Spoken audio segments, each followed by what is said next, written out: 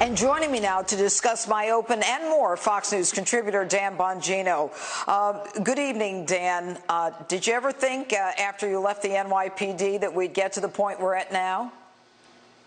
Judge, this is really, really sad to watch. I mean, listen, I live in Florida now. I've lived in Maryland, but I grew up and was raised in New York City. And watching this happen, I have friends. My mother lives up there. My two brothers live up there. One of my best friends lives up there. He just retired. He was a second-grade detective with the NYPD. He just left.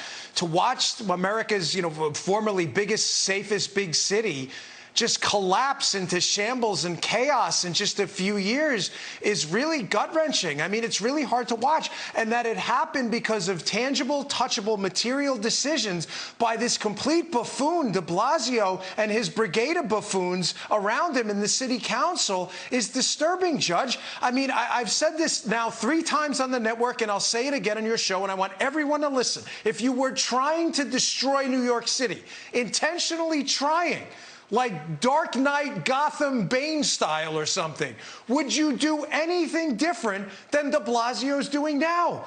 And the answer is, hell no, you wouldn't. You would do exactly what de Blasio's doing. It's almost as if this guy is a nihilist or something.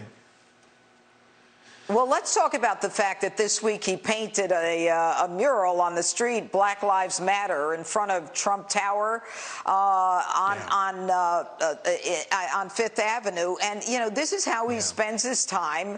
And there's nothing that the business people can do in that area. I mean, he is destroying the businesses as well, in addition to crime. Yeah, I'm wondering if he painted, what do we want, dead cops? When do we want them now? Right next to it. He must have forgotten that little chant. That was in New York, I believe, where they chanted that Black Lives Matter march. Yeah, listen, this is obviously the Brooklyn Bridge.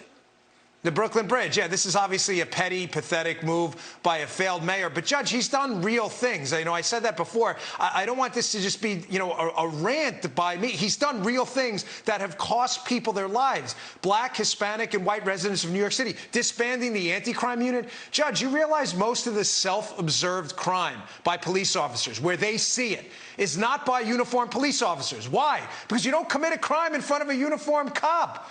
You commit it in front of a guy in plain clothes because you don't know he's a cop. Then they stop it. They were the ones taking these people off the streets. They disbanded that. Years ago, they dismantled street crime. Now they're engaged they're doing this use of force guidelines where it's like you have to give a guy a massage before you can arrest him now. I mean, do you understand the use of force is determined by the bad guy? Yeah, sorry.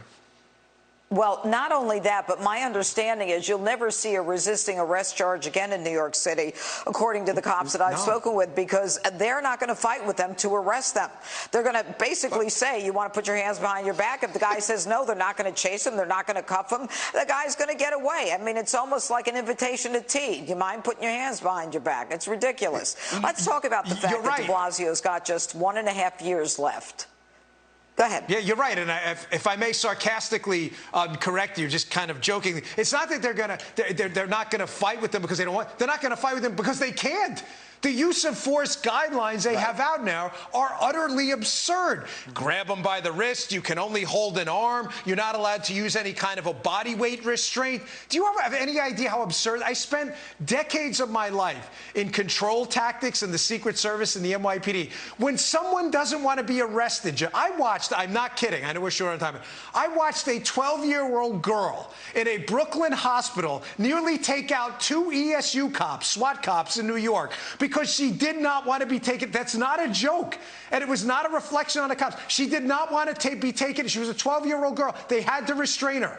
Tell me how you're going to handle that with a 30-year-old, 220-pound guy on drugs. What are you going to do? You're going to massage his neck and give him a head rub before you lock him up? What planet does de Blasio live on? Why would a cop arrest anyone? Have a nice day, sir. You don't want to get arrested? Hard pass. Well, take off. See you later. Here's the problem, Dan.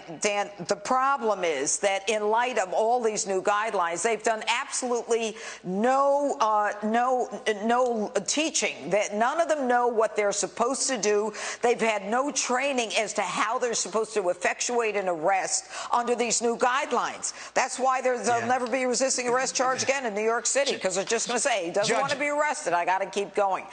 Yeah. Let me tell you something. You ever see the movie Black Hawk Down? There's a scene where the guy says, listen, when the bullets start flying, you can throw all your politics and he curses out the window. When the guy doesn't want to resist arrest and he's beating the snot out of you trying to get your gun, believe me, you can throw all of that crap out the window. I get it. Police officers, we should be able to handle ourselves. We should be trained. But let's make no mistake here.